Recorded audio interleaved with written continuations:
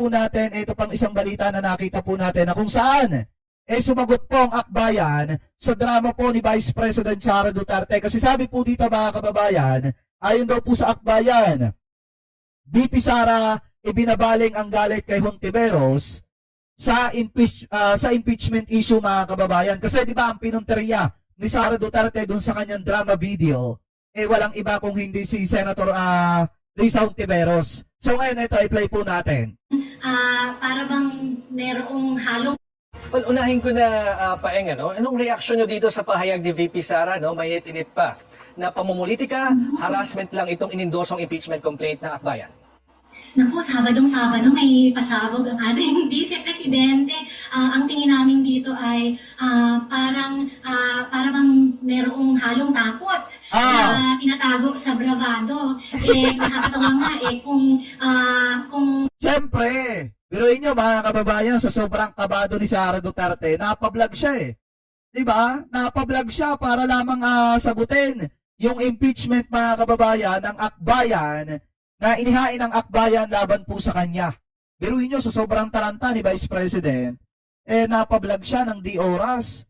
Siguro, kaya ganun yung mga sinasabi niyan mga kababayan kasi binasta na nung kanyang writer yung mga sinasabi.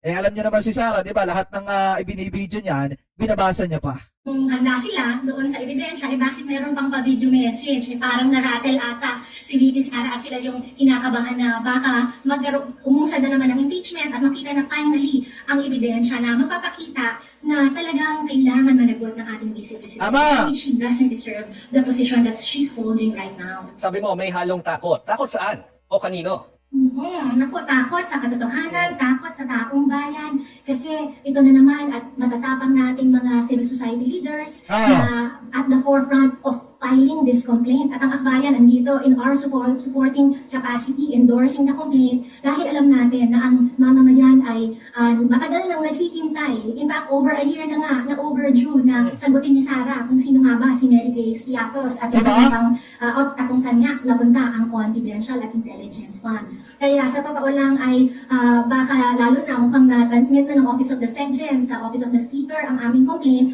We're hopeful na tuloy-tuloy na ang katotohanan, tuloy-tuloy na ang pananagutan. Kasi sa totoo lang mga kababayan, hindi naman natatakot si Sara Duterte sa posibleng kahinatnan ng kanyang impeachment. Alam niya kung saan siya natatakot, kaya nararatal siya na maglabas ng video message about dito sa isinampang impeachment complaint ng akbayan na naitransmit na sa opisina ng House Speaker.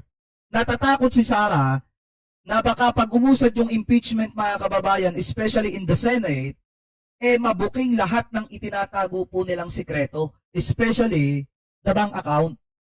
Diba? Yung bank account na sinasabi na nilalamnan at pinapasukan mga kababayan ng pera na galing sa mga drug lord at mga pogo operator. Yan yung kinakatakutan po ng ating Vice Presidente.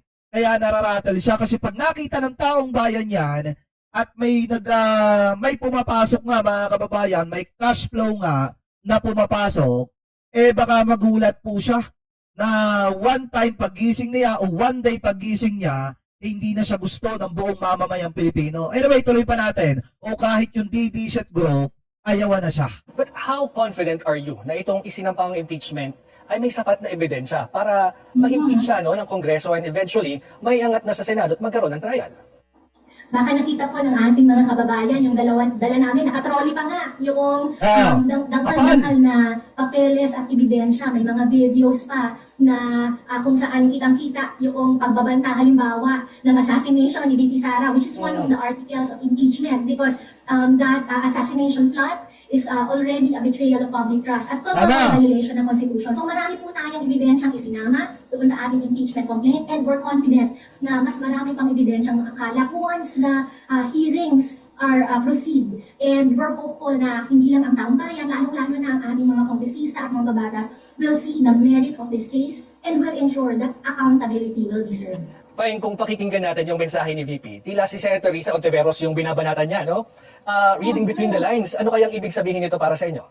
Ewan ko po, Ah. gumagawa na naman ng palusot si VP Sara eh. Takot na eh. Hindi niya madepensahan yung serious charges in our impeachment complaint, ay naghahanap siya ng ibang mababalingan ng kanyang galit at para sisihin ang taong bayan. At parang ang napag-iinitan niya ngayon ay ang akbayan at ang aming senador na si Risa Contiveros. Pero sa totoo lang, sana wag na siyang mag-aksaya ng panahon na maghanap pa ng iba. Sabi ni Cesar Tobia, kwentong barbero, malalaman natin niya sa impeachment trial. Kung masasabi pa ng mga DD-shit yan. Ang ibang tao na pagbabalingan para makalusot sa pananagutan at paghandaan na lang yung hearing na paparating, paghandaan na lang yung impeachment complaint na aming pinal against her. Tama! Malayo pa yung 2028. Pero sa tingin mo ba, may kinalaman na ito, yung pagpapalutang ng pangalan ng senadora, si Senator Ontiveros, as a potential presidential candidate sa 2028? At Ang alam naman po natin na ang may presidential ambitions ay si VP Sara. Sinabi Tama. niya yan several times. Kaya ewan ko ba kung natitreten siya, basta ang klaro po sa amin, tumigil na dapat siya sa pagpapalusot at imbis na kung ano-anong ginagawa niyang video o na Saturday morning, ay harapin na niya yung charges. At hindi ang mga mamamayan at yung mga well-intentioned politicians na gusto lang naman ng pananagutan ang kanyang konteryahin. Pero ang kanyang harapin ay yung mga ebidensya na ating ihahain at hinain na nga. Kasi sa totoo lang mga kababayan, mabigat yung impeachment laban kay Sara Duterte. Pero inyo isang trolley, yung impeachment laban kay Sara. Kahit pa sabihin ng iba na pagdating ng 2028, pagdating ng impeachment trial, magbabago ang pananaw ng iba mga kongresista kasi masuunahin nila yung political career nila. Eto lamang yung masasabi ko at mensahe ko doon sa mga kongresistang yon. Kapag inisip ninyo ngayon pa lang yung political career ninyo, asahan nyo matatalo din kayo pagdating ng 2028 kasi ang taong bayan ngayon gigil na malaman yung mga ebidensyang lalabas kapag nagsimula na yung trial. So ngayon, kung ikaw ay isang kongresista tapos hindi ka sumuporta sa impeachment ni Sara Duterte, malaki ang posibilidad na lumagapa ka pagdating ng 2028. Yan ang katotohanan dyan. In our impeachment complaint. hindi daw natin makikilala si Mary Grace Piatos according to VP Sara's camp dahil part daw ito ng confidentiality ng ginastos na Intel Fund. Akala ko ba ilalabas? Paano igigiit na ilabas na yung katauhan nitong sinasabing mga dubious names sa listahan na discover? VP Sara cannot hide behind the veil of confidentiality. Lalong-lalo na yung perang yan ay pera ng taong bayan at dapat Tama. account niya. Kailangan din ay i-explain niya yung lumabas recently na affidavit ni Ramil Madriaga na yung Conti funds ay hindi naman ginamit sa tama, ginamit pa para mam-bribe daw ng DepEd officials na in charge sa procurement. So anong ibig sabihin nun? Ang Conti and intelligence funds ay kailangan talagang ma-account natin sa napunta si Mary Grace Piatos kasi baka mukhang gawa-gawang pangalan para pagtakpan yung bribery nila. Hindi, ang pagkakalam ko mga kababayan, ilalabas daw nila itong si Mary Grace Piatos. Pero mukhang nagbago na naman ata ang sentimiento ng defense. Dito pong si Vice President Sara Duterte. Akala ko ba walang itinatago mga kababayan at handang ilathala sa publiko kung sino ba talaga etong si Mary Grace Piatos. Pero nakakapagtaka po dito, mukha po atang natakot etong kampo ni Vice President Sara Duterte na ilabas ang pagkakakilanlan at kung totoong tao ba talaga etong nakinabang ng mga bahagi nito pong confidential funds. Diba nung nakaraan lang, sinabi nila ilalabas po nila etong pagkakakilanlan ni Mary Grace Piatos, pero ngayon biglang nagbago na naman at hindi na naman mga kababayan ilalabas etong si Mary Grace Piatos. So ibig sabihin, talagang may pinoprotektahan at talagang may itinatagong ayaw malaman ng sambayan ng Pilipino. Yan po yung katotohanan dyan.